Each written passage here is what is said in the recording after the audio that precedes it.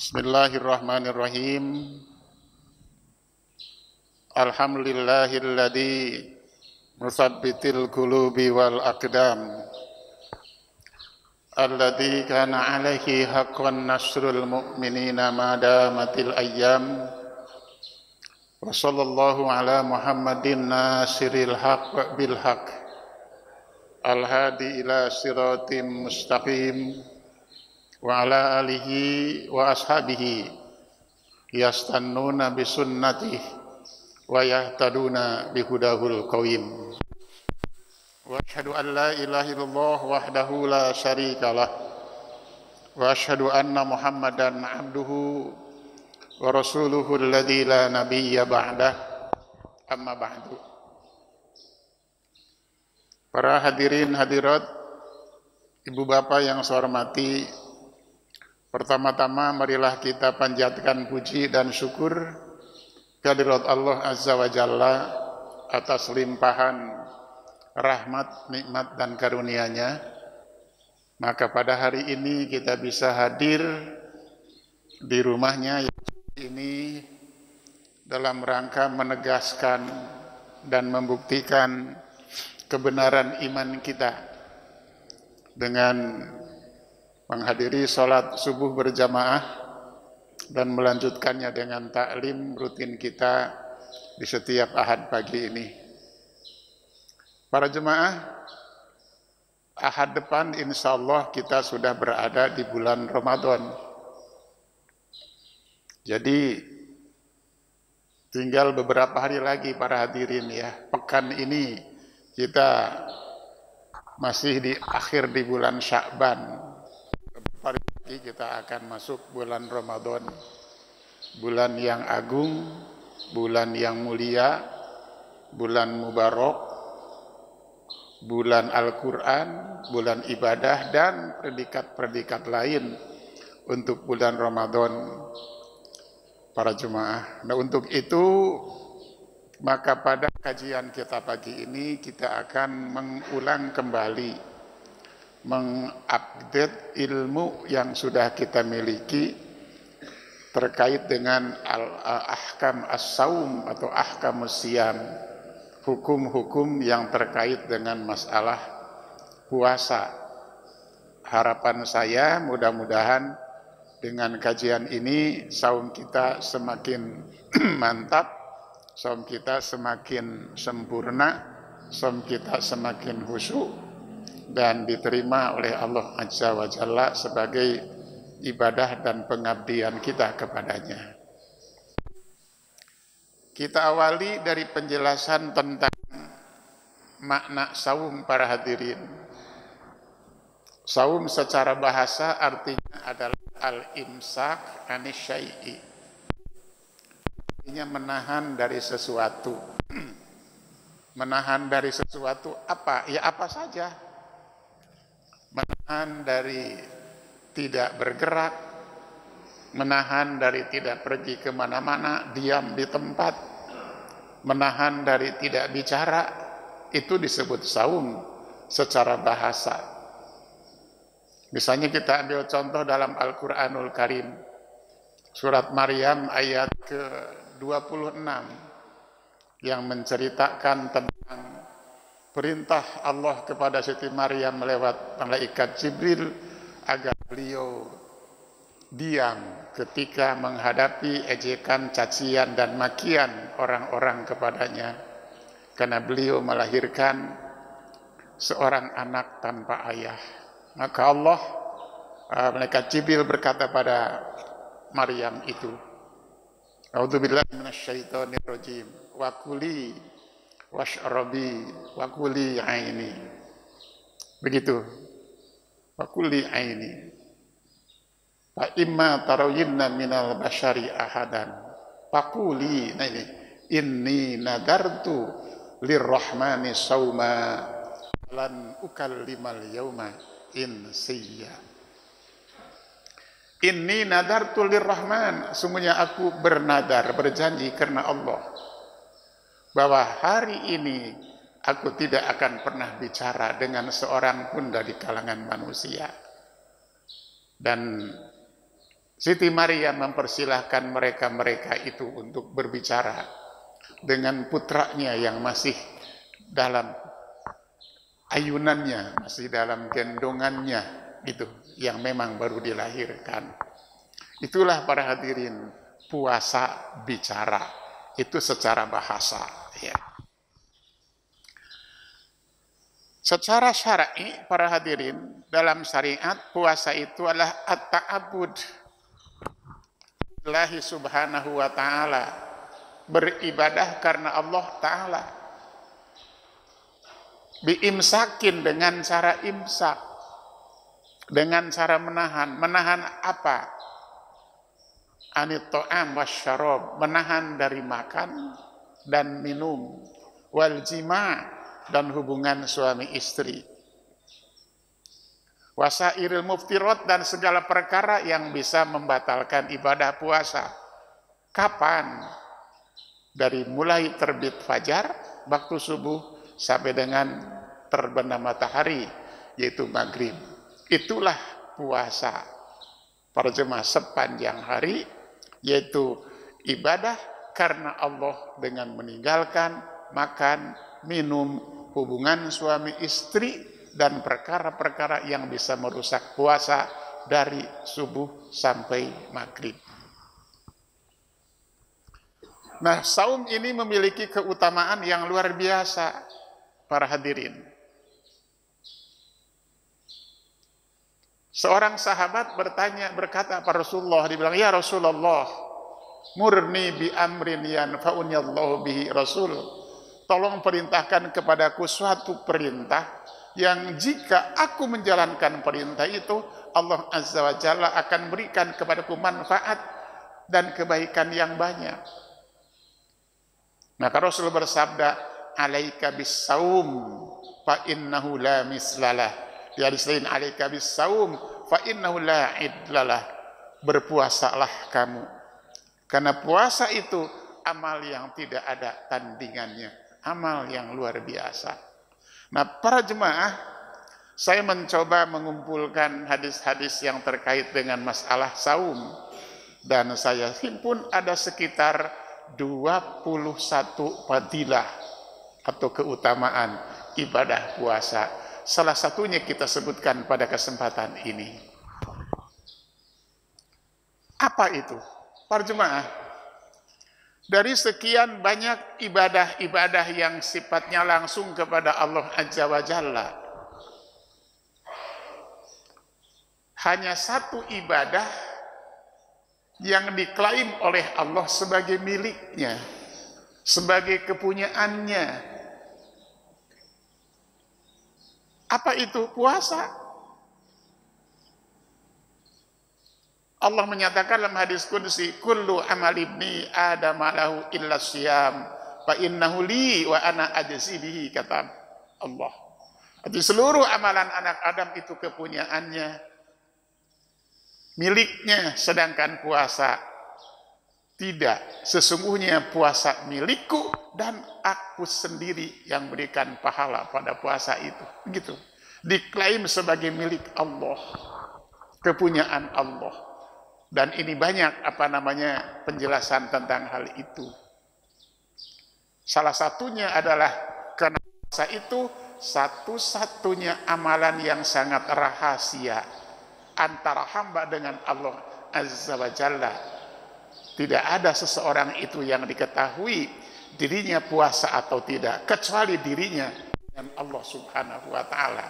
Jadi puasa ibadah yang sirrun bainal abdi wa rabbihi, ibadah yang sangat rahasia antara hamba dengan Allah Azza wa Jalla, dan pahalanya juga berbeda dengan pahala amal yang lain. Kalau amal-amal selain puasa maksimal 700 kali lipat, sedangkan pahala puasa itu bigori hisab, tanpa balas tanpa hitungan, tidak diketahui kelipatannya kecuali oleh Allah sendiri. Contoh yang keduanya para hadirin, dari seluruh ibadah yang diperintahkan oleh Allah kepada kita, hanya satu ibadah yang bisa berikan syafaat pada kita di hari kiamat. Apa? Puasa.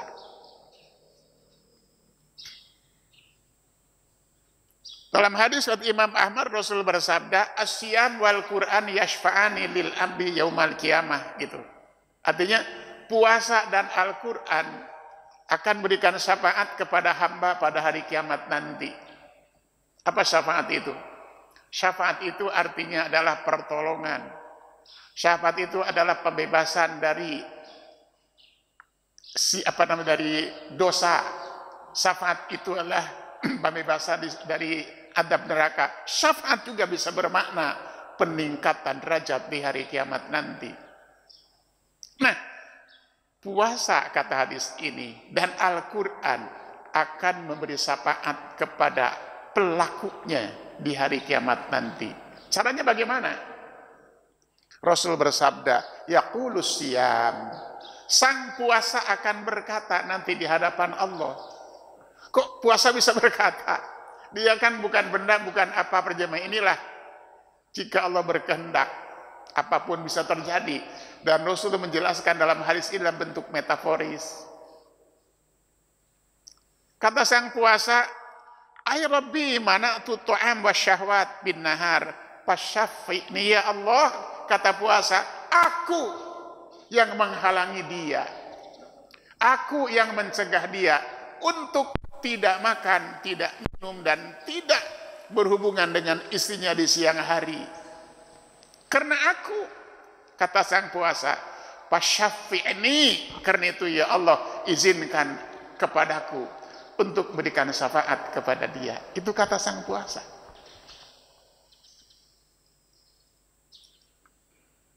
Lalu apa kata Al-Quran?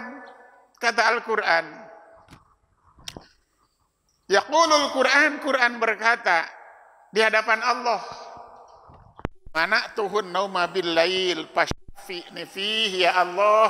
Kata Quran, aku yang mencegah dia dan menahan dia untuk tidak tidur di malam hari. Dia bangun, kemudian dia sholat dan dia baca Quran dalam sholatnya itu. Atau dia memang di malam hari dia baca Quran. Makanya di bulan Ramadan banyak-banyaklah baca Al-Quran. Karena Al-Quran akan memberikan syafaat kepada kita. Rasul bersabda pada sini, payu syafa'an, kata Rasul, maka keduanya puasa dan Al-Quran memberikan syafaat kepada kita. Itulah para hadirin di antara fadilah keutamaan dari ibadah puasa Ramadan dan puasa-puasa sunnah yang lainnya. Insyaallah satu yang akan datang kita akan mulai saum Ramadan 1446 Hijriah ini.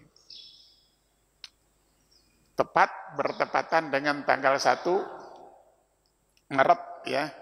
Dan insyaallah kalau kita lihat data hisab 30 hari.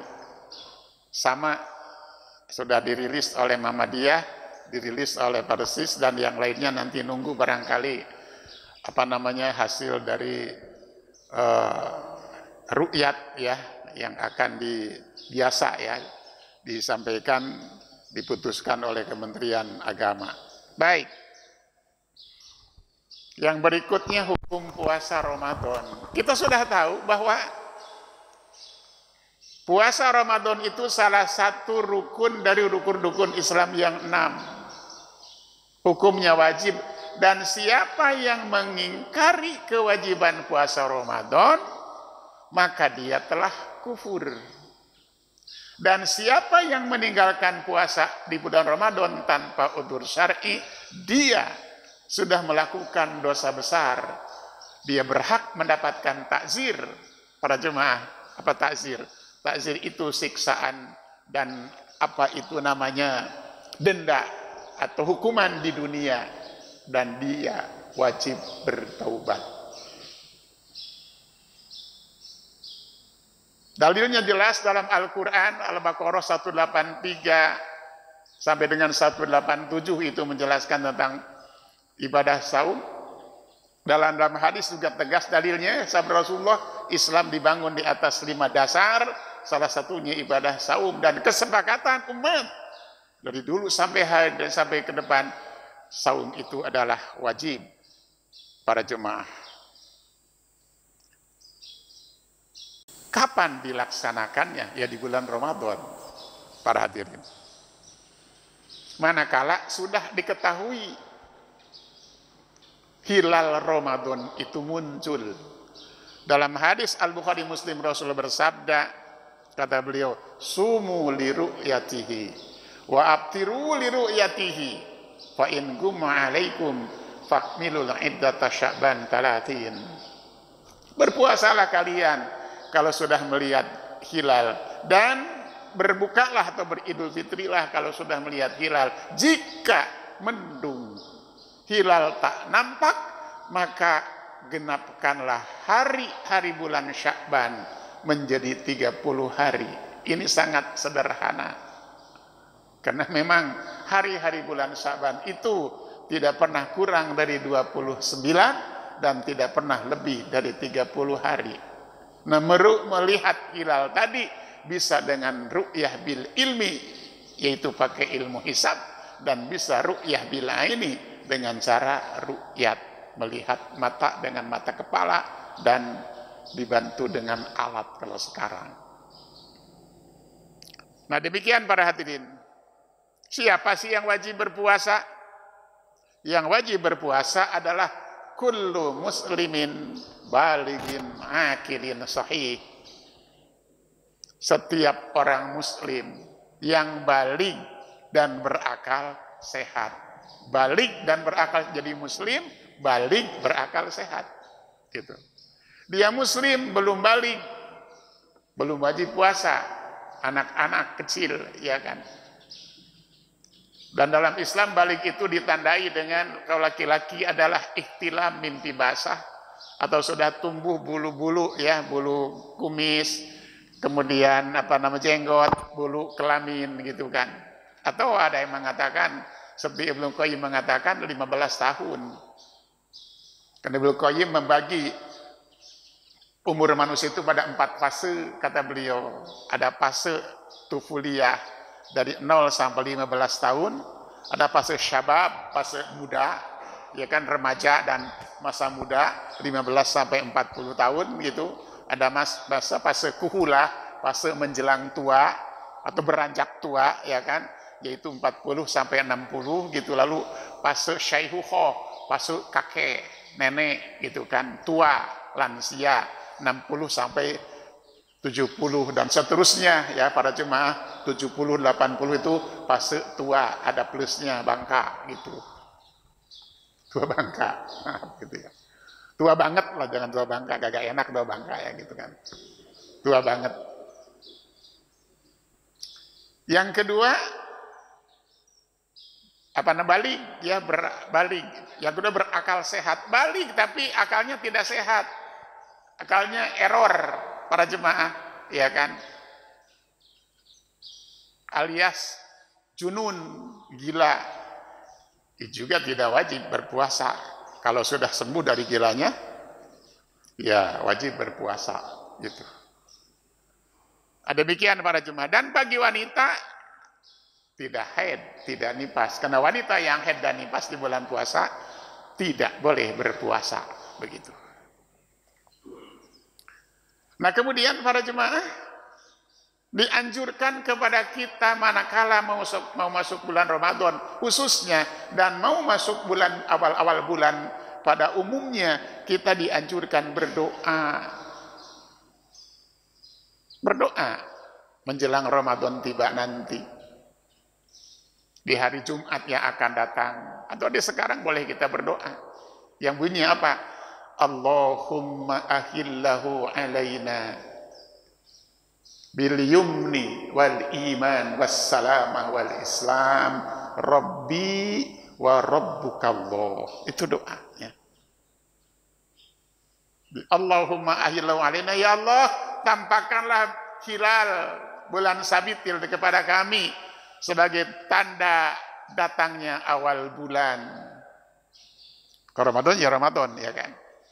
Dengan kedamaian, dengan keimanan, dengan kesejahteraan, dengan Islam. Tuhanmu dan Tuhanku, wahai hilal, adalah Allah Azza wa Jalla.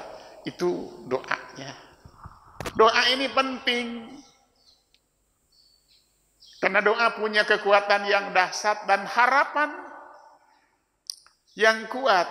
Karena doa itu adalah gambar, di satu sisi doa itu adalah gambaran benarnya akidah seseorang. Di sisi lain doa itu menggambarkan optimisme para jemaah. Maka kita disuruh dalam hal apapun berdoa kepada Allah Subhanahu wa taala. Dalam surat 40 ayat 60 kan dikatakan Allah berfirman, "Ud'uni astajib lakum." Berdoalah kalian kepadaku, niscaya aku akan mengabulkan doa kalian dalam hal apa saja, termasuk mau masuk bulan Ramadan. Innal ladzina yastakbiruna an ibadati sayadkhuluna jahannama dakhir. Allah benci pada orang yang tidak pernah berdoa dan mereka yang tidak pernah minta kepada Allah. Allah sebut sombong pada ayat ini. Mereka yang tidak pernah berdoa dan diancam oleh Allah akan masuk neraka. Jadi satu sisi doa itu adalah wujud dari akidah kita akan kemahaan Allah dalam segala kekuasaan dan ilahiyahnya itu. Dan di sisi lain tadi saya bilang menggambarkan tentang optimisme. Di yang ketiganya doa juga menggambarkan kesadaran manusia akan relativitas dirinya bahwa ia tidak mampu berbuat apapun kecuali atas kehendak dan pertolongan Allah Azza wa Jalla. Nah, kemudian puasa ini memiliki dua rukun yang sangat asasi. Rukun yang sangat mendasar yang harus kita lakukan rukun itu. Rukun yang pertama apa para jemaah? Yang pertama adalah niat. Itu rukun puasa. Dan rukun ibadah-ibadah yang lainnya niat. Karena niat itu menentukan amal. Menentukan apanya? Menentukan sah tidaknya amal itu. Satu. Kedua, niat itu menentukan diterima atau tidaknya amal kita oleh Allah Azza wa Jalla. Karena dengan tegas Allah Rasul bersabda dalam hadis riwayat Imam Al-Bukhari. Para jemaah, para muslim ya, dari sahabat Umar bin Khattab radhiyallahu anhu. Kita juga sudah sering atau suka menjadikan hadis ini sebagai dalil. Innamal a'malu binniyat wa innamal likulli imri'in ma nawa. Bahwasanya amal-amal itu harus dilandasi dengan niat dan setiap orang akan mendapatkan hasil dari amalnya sesuai dengan apa yang diniatkannya.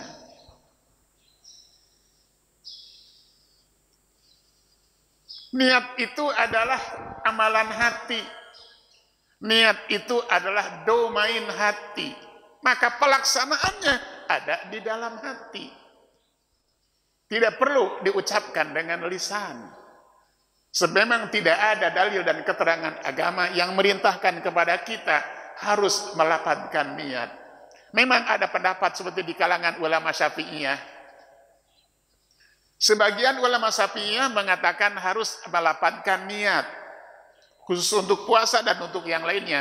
Tapi sebagian ulama yang lain mengatakan tidak usah. Misalnya saya ambil contoh, Imam As-Siraji, salah seorang ulama Syafi'iyah mengatakan begini. Kata beliau, wa mahallun niyati al-qalbu wa man nawa bi qalbihi duna lisanihi ajza'ahu. Artinya, tempat pelaksanaan niat itu adanya di dalam hati. Siapa yang sudah berniat dengan hatinya dan tidak mengucapkan dengan lisannya, sudah cukup memadai, kata beliau. Lanjut beliau, wa minna man qol. Di antara ulama kami, ulama Syafi'iyah maksudnya, ada yang berkata, yanwi bil qalbi wa yatalafad bil lisan, niat dengan hati dan mengucapkan dengan lisan. Gitu. Lalu kata Imam As-Siraji, walaysa bisyai'in, oh itu tidak benar. Kenapa? Li anna niyata mahalluha fil qalb, karena niat itu tempat pelaksanaannya ada di dalam hati. Niat itu amalan hati dan amal yang sangat rahasia antara dia dengan Allah Azza wa Jalla. Penting niat ini Rasul bersabda para jemaah dalam hadis riwayat Imam An-Nasa'i misalnya, malam yubayyitis siyam qoblal fajri fala siyam. Ada di hadis lain, malam yubaiti siyam bil lail fala syamalah. Artinya barang siapa yang tidak menetapkan, menegaskan dan mengokohkan niatnya sebelum fajar atau dari sejak malam hari, maka tidak ada puasa baginya. Untuk puasa wajib Ramadan harus sejak malam hari. Silahkan niatnya sesudah maghrib, sesudah buka puasa misalnya. Kalau besok ya kita diawali dari maghrib hari malam Sabtu ya, nah, kita niat puasa. Atau habis sholat maghrib, habis sholat isya, habis sholat taraweh, mau tidur, atau menjelang makan sahur, silahkan niatnya dilakukan. Atau bahkan boleh niatnya itu satu kali di awalnya. Saya dalam hati kita katakan, saya niat puasa Ramadan untuk 1 bulan, boleh. Para jemaah, boleh. Tapi kalau niatnya untuk 1 bulan, jika di tengah-tengah bulan itu terputus dengan apa? Misalnya sudah dapat puasa 10 hari, tiba-tiba sakit sehingga tidak bisa puasa gara-gara sakit itu kan. Misalnya 2 hari, 3 hari tidak puasa, maka di hari ke-13 maka niat tadi diupdate lagi. Gitu, niat lagi. Itulah para jemaah, niat. Jadi tidak bisa kita katakan dengan mengucapkan nawaitu sama godin dan seterusnya. Itu yang pertama. Adapun puasa sunnah tidak perlu, bukan tidak perlu, boleh niatnya itu dilaksanakan di pagi harinya. Misalnya begini, ya, pagi-pagi, di pagi itu sejak subuh sampai pagi, sampai jam 6, sampai jam 7, jam 8 misalnya, kita belum minum, belum makan, belum minum, belum. Tiba-tiba terbersit, sudah hari ini puasa saja, boleh. Kalau untuk puasa sunnah, untuk puasa wajib tidak. Itu para jemaah. Ya. Itu rukun yang pertama. Para jemaah. Rukun tsani, rukun yang kedua adalah al-imtina' an sairil mubtirat. Itu rukun yang kedua, menjaga diri dari segala perbuatan yang bisa membatalkan puasa. Dari subuh sampai maghrib seperti kata ayat 187 surat Al-Baqarah, wa kulu washrabu hatta yatabayyana lakumul khaytul abyad minal khaytil aswadi minal fajr.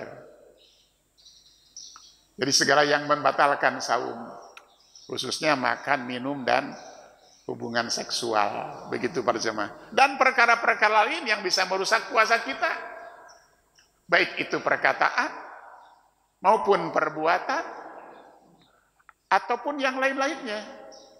Saya kutipkan perkataan seorang sahabat, ya, bukan hadis, ini kata sahabat Jabir bin Abdillah. Beliau mengatakan, idza sumta fasum sama'uka wa basaruka wa lisanuka anirafat wal kadib.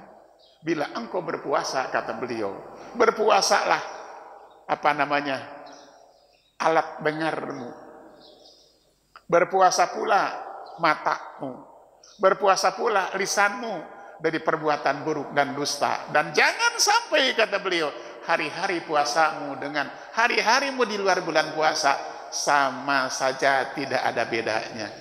Misalnya puasa juga pendengaran. Seperti apa puasa pendengaran di bulan puasa?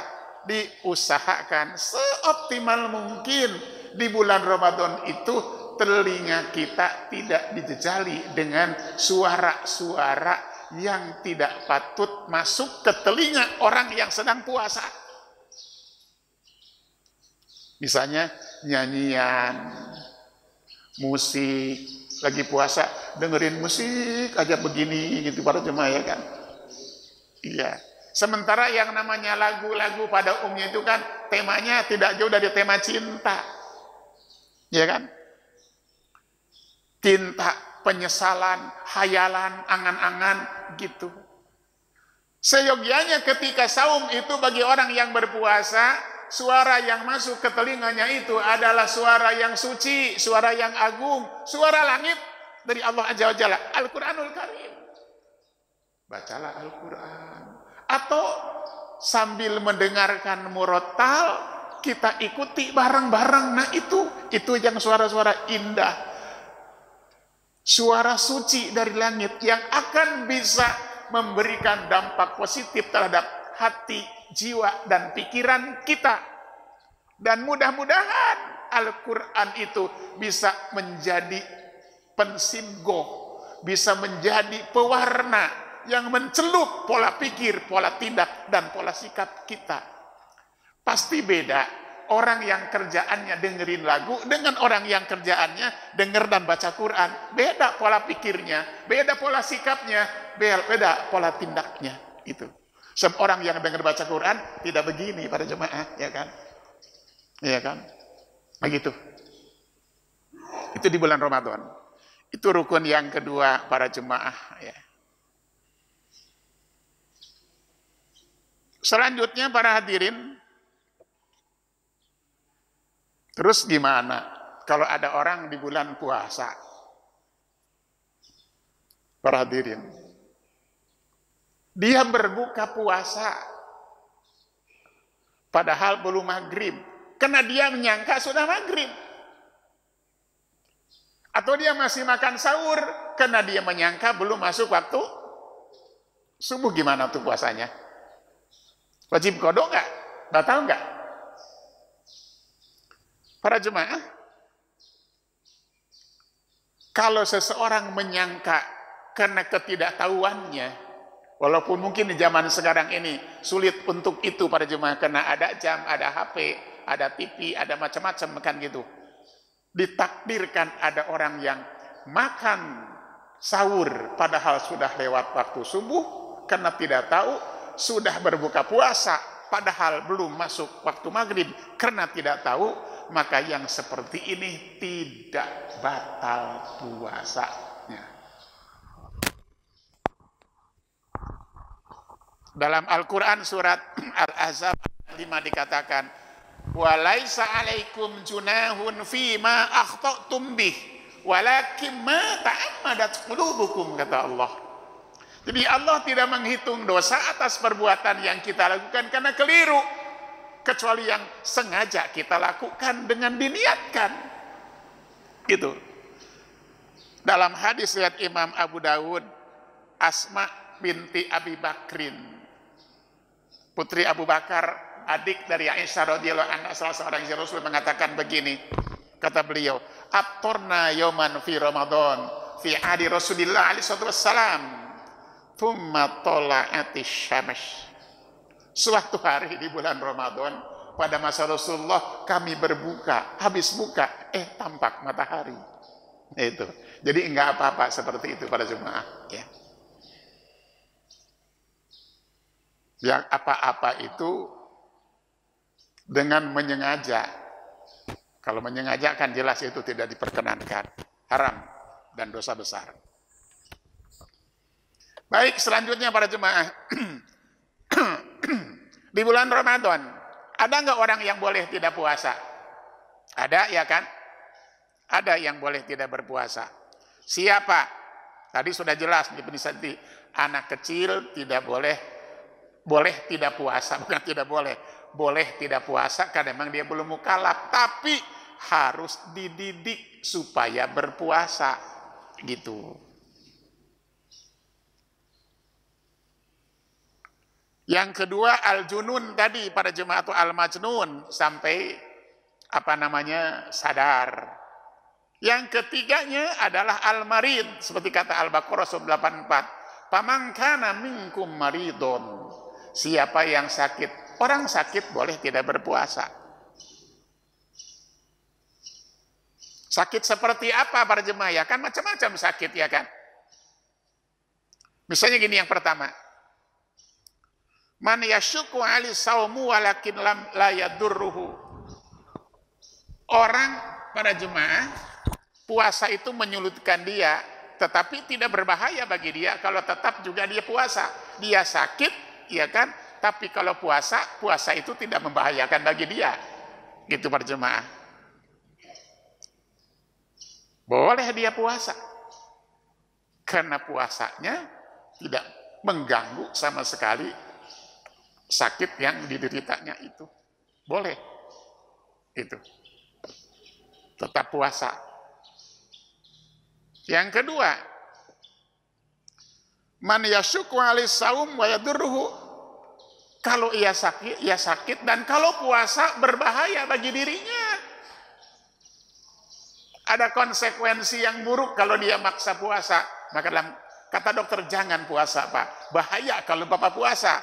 Maka kalau seperti ini, dia tidak boleh berpuasa. Karena kata Al-Quran, وَلَا تَقْتُلُوا أَنْفُسَكُمْ Innallaha kana bikum rahima, di An-Nisa ayat 29. Jangan kamu bunuh diri gitu. Dan hadis pun mengatakan la dororo wala diror. Tidak boleh membahayakan diri sendiri dan tidak boleh juga membahayakan orang lain. Dan dia harus qadha para jemaah. Yang ketiga, sakit. Dan kalau ia puasa, nggak ngaruh sama sekali puasanya, para jemaah. Maka kalau seperti itu, dia haram buka puasa. Kalau sakit, haram buka puasa. Contohnya gini, kenapa Pak? Bapak nggak puasa hari ini? Sakit saya. Sakit apa? Cantengan.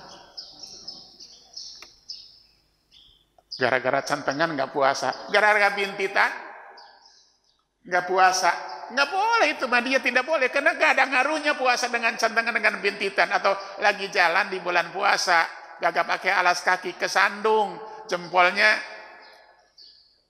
kukunya copot, gara-gara itu nggak puasa. Nggak usah, nggak boleh dia buka puasa. Atau ada lagi yang lebih parah, Pak kenapa nggak puasa? Sakit saya. Sakit apa? Sakit panu. Itu sih bukan sakit pada jemaah. Nah itu para hadirin, ya kan? Jadi jangan dijadikan sakit sebagai alasan untuk berbuka puasa, padahal kalau ia puasa, pada puasanya tidak akan mengganggu sakitnya sama sekali. Kecuali kalau ia puasa terus memaksa, berbahaya bagi dirinya. Jangan, karena diwajibkan puasa bukan supaya susah, diwajibkan puasa bukan supaya lapar, diwajibkan puasa bukan supaya tambah sakit, bukan. Di Al-Baqarah surah 85 dikatakan, yuridullah bikumul yusra wala yuridu bikumul usra. Allah tidak mengendaki kesusahan bagimu dengan puasa itu, dan bahkan Allah menghendaki kemudahan. Ada lagi para jemaah, sakit tidak, anak kecil bukan, gila juga tidak, haid juga tidak. Tapi dia boleh tidak puasa di bulan puasa. Siapa?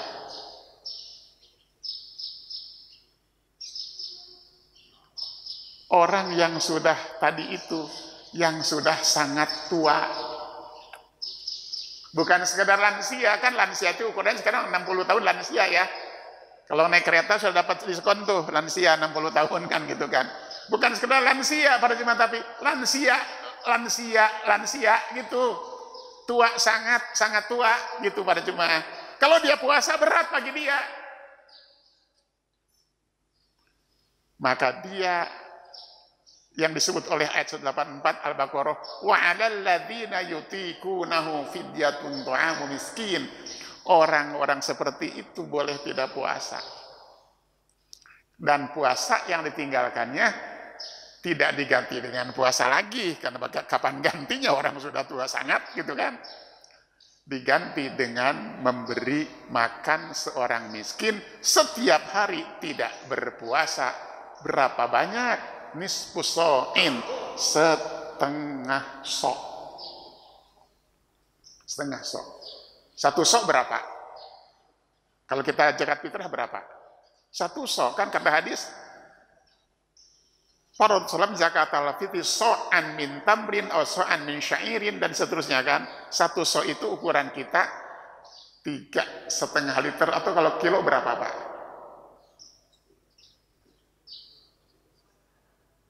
Berapa kilo? 2,5 kilo. Iya. Jadi kalau setengahnya, nah, jadi kalau dengan apa itu, dengan takaran ya kan 1/3/4 liter bayar fidyahnya itu.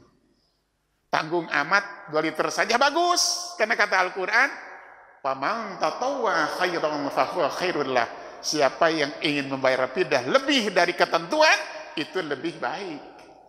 Dibayar 3 liter juga boleh, gitu. Ya karena itu. Jadi kalau ingin tidak puasa dan pakai bayar fidyah, tua dulu. Atau bebas sama sekali, tidak fidyah, tidak qadha, siapa? Jangan itu mah gila ya kan itu ya, masnun ya gitu. Atau kembali ke anak kecil, pikun. Ya. Baik para jemaah. Berikutnya yang boleh tidak puasa siapa lagi, kata Al-Baqarah 84. Faman kana minkum maridun aw ala safar. Safar. Orang yang sedang safar boleh buka puasa. Para jemaah misalnya nanti di ujung Ramadan yang namanya Idul Fitri, Bapak Ibu mudik yang ke Jawa, mudik ke Jawa, yang nyebrang laut ke Sumatera, kemana gitu para jemaah, boleh. Boleh dia buka puasa. Safar yang seperti apa ya safar, para jemaah. Jadi al-musafir in kana la yasyukku alis saum itlaqan, orang musafir walaupun puasanya tidak mengganggu safarnya, nyaman-nyaman saja gitu. Misalnya Bapak pulang dari sini, kemana ya? Ke Banyuwangi gitu misalnya. Pakai pesawat, pakai kereta, nyaman-nyaman saja. Boleh nggak buka puasa? Boleh, orang safar kok. Cuma kalau dengan puasa itu safarnya nyaman-nyaman saja, tidak terganggu sama sekali, walaupun pada dasarnya dia boleh berbuka puasa, tapi kalau kita lihat ayat terakhir Al-Baqarah 184 itu, wa antasumu khairul lakum in kuntum ta'lamun, dan puasa lebih baik bagimu jika kamu mengetahui. Gitu. Kedua, safar, berat safarnya, berat. Para jemaah, kalau puasa itu berat, tapi masih dalam batas-batas mampu menjalankan puasa, tapi terasa berat. Kalau terasa berat, maka lebih baik berbuka puasa, karena Rasul pernah bersabda dalam hadis ayat Al-Bukhari, laisa minal birri asyamu fis safar. Artinya tidak termasuk kebaikan berpuasa ketika safar, maksain puasa padahal berat, walaupun masih dalam batas-batas mampu melakukannya. Tapi tidak membahayakan. Jadi tetap puasa tidak bahaya, berat tapi tidak bahaya. Lebih baik berbuka puasa. Gitu. Yang kedua, yang ketiganya safar, berat banget, susah banget, dan kalau tidak berbuka bahaya bagi dirinya. Nah ini mah wajib buka.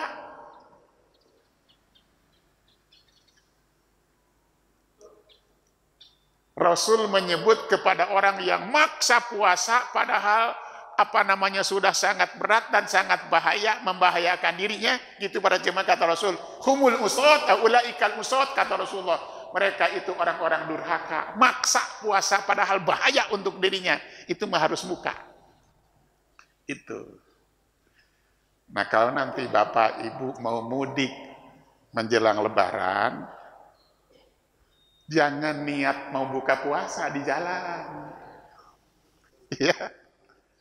Sehingga sudah, kalau nyiapin makanan boleh-boleh saja, takut macet ya kan, nanti nggak ada makanan, susah di jalan tol, boleh siapin makanan untuk buka puasa maghrib.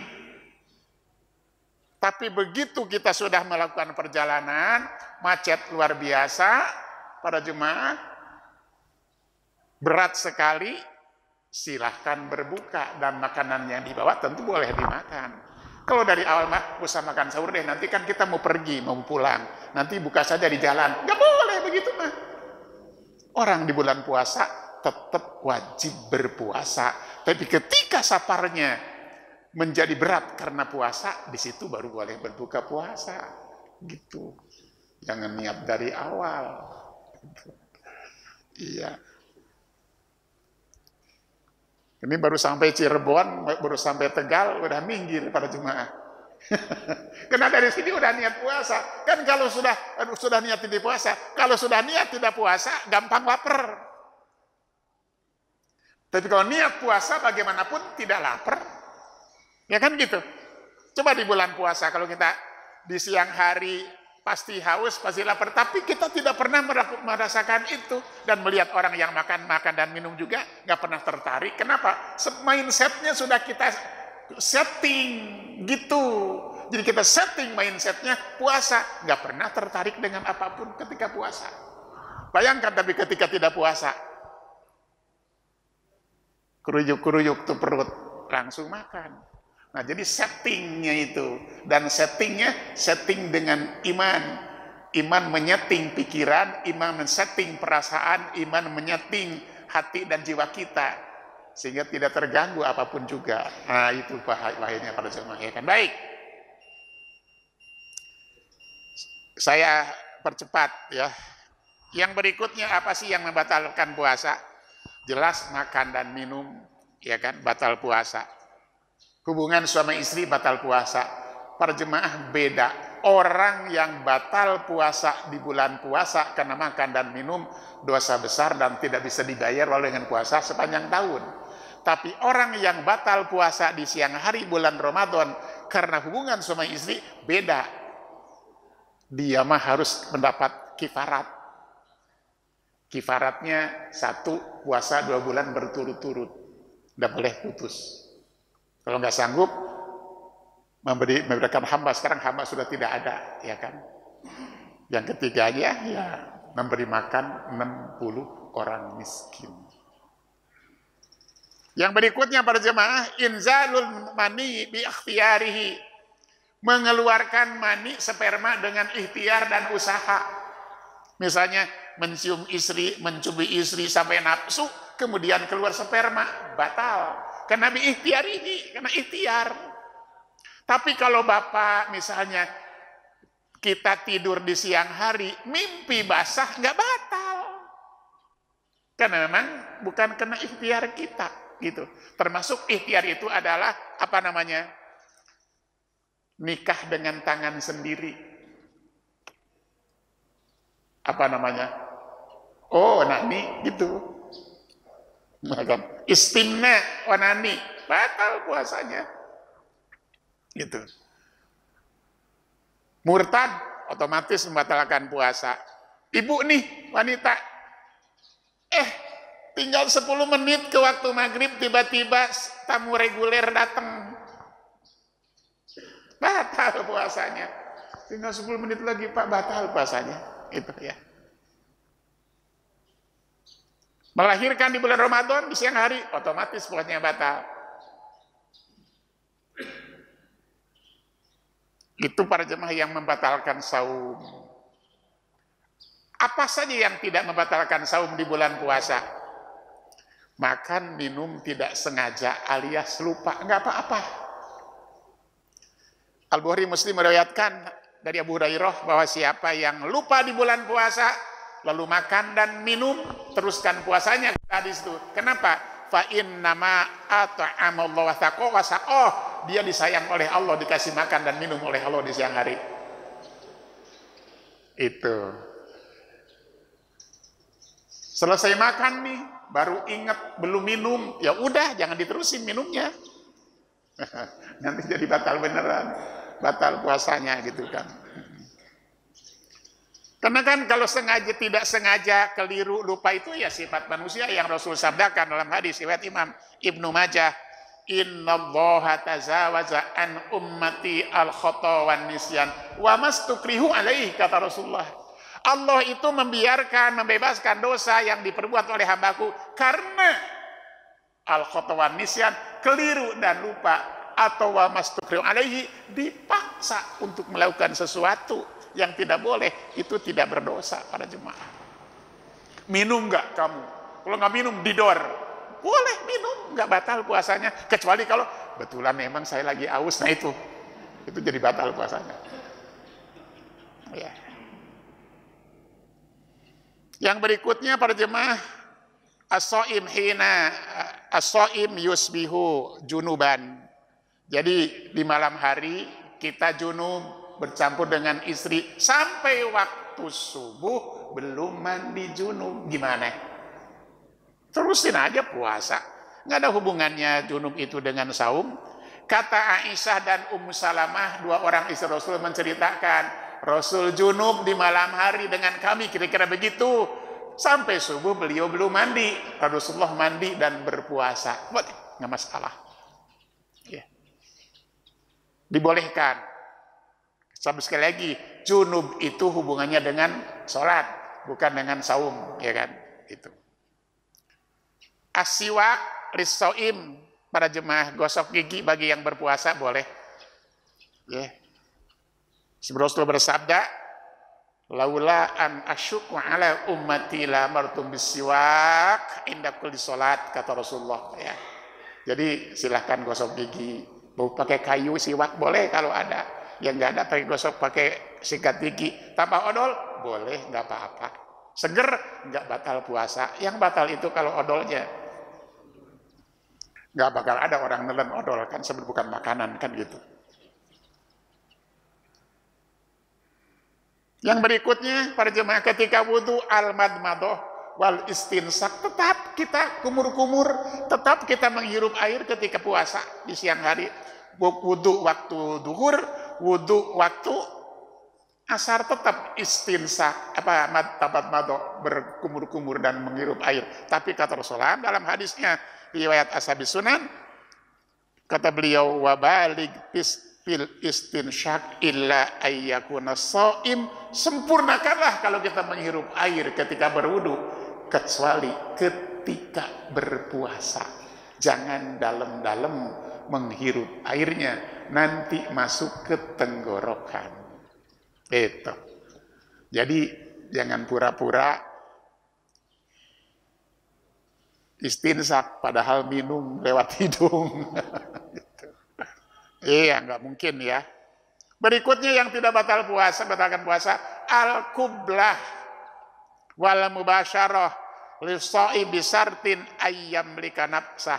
Boleh kita mencium istri, boleh kita mencumbui istri dengan catatan remnya pakem. Bisa menahan syahwat seksual. Para ibu Aisyah radhiyallahu anha, Rasul menyatakan begini, kata beliau, kana Rasulullah yuqabbilu wa huwa shaim wa yubashir wa shaim walakinnahu amlakakum li irbi. Rasul itu, kata Aisyah, lagi puasa mencium aku, mencumbui aku, tapi Rasul itu orang yang paling kuat dan paling mampu mengendalikan hasrat seksualnya. Jadi hati-hati, jangan sampai mepet-mepet dan belum kayak terjadi dengan seorang sahabat Rasul. Ini pesan untuk yang muda-muda sih, yang voltasenya masih 220 nih. Kalau yang sudah ini mah ya udah 5 watt gitu para jemaah ya. 110 gitu. Hati-hati, walaupun boleh. Lebih baik tinggalkan saja.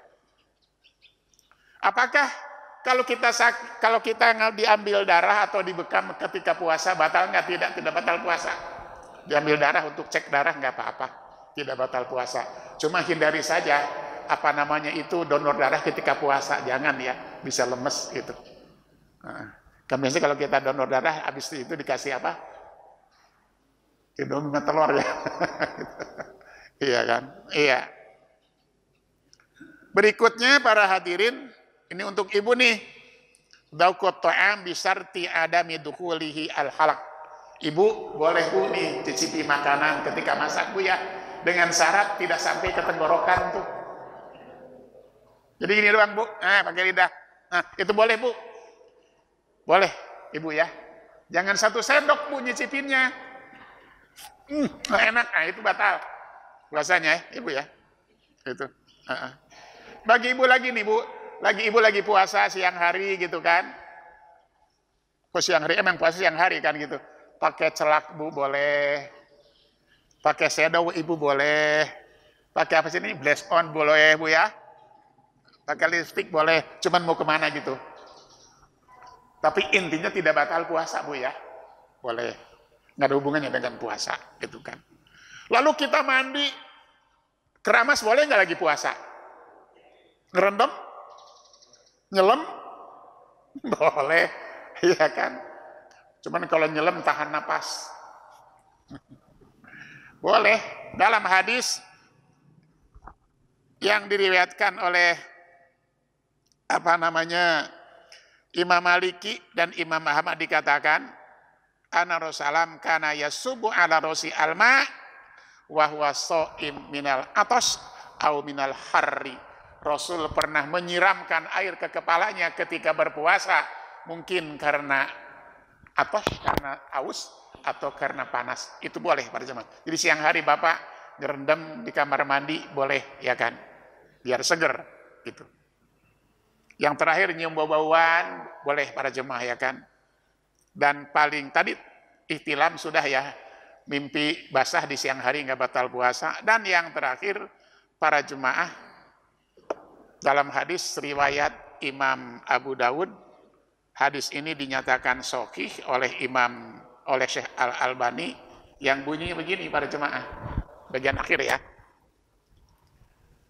Rasulullah bersabda, "Idza sami'a ahadukumun nida wal ina'u ala yadihi fala yadhu hatta yuktiya hajatahu minhu."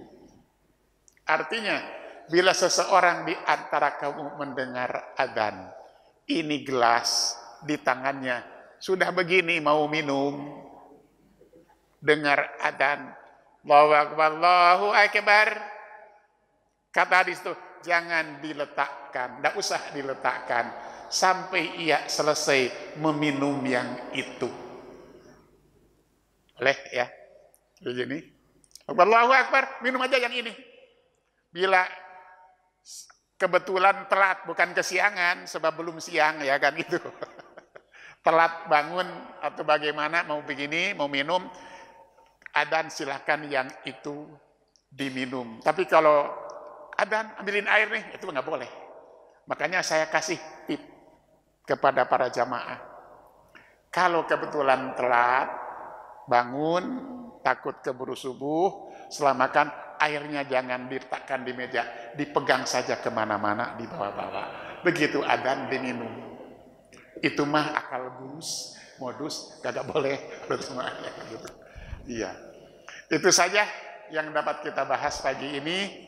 Mudah-mudahan mengingatkan kembali apa yang sudah kita pelajari, dan ibadah saum kita nanti semakin hebat dan semakin kuat, dan kita mohon pada Allah Azza wa Jalla, mudah-mudahan kita dipertemukan dengan Ramadan di dalam keadaan kondisi sehat walafiat lahir batin, dan kita bisa mentekadkan diri kita untuk mengisi hari-hari Ramadan dan malam-malamnya dengan ibadah kepada Allah Azza wa Jalla, karena Allah dan Rasul berjanji, siapa yang puasa bulan Ramadan, yang sholat malam di bulan Ramadan, dan sholat di malam Lailatul Qadar dengan penuh keimanan dan perhitungan mendapatkan pahalanya, diampuni segala dosa dan kesalahannya yang sudah lalu. Itu saja, kurang lebihnya mohon maaf. Aku berkali hadza. Wassalamualaikum warahmatullahi wabarakatuh.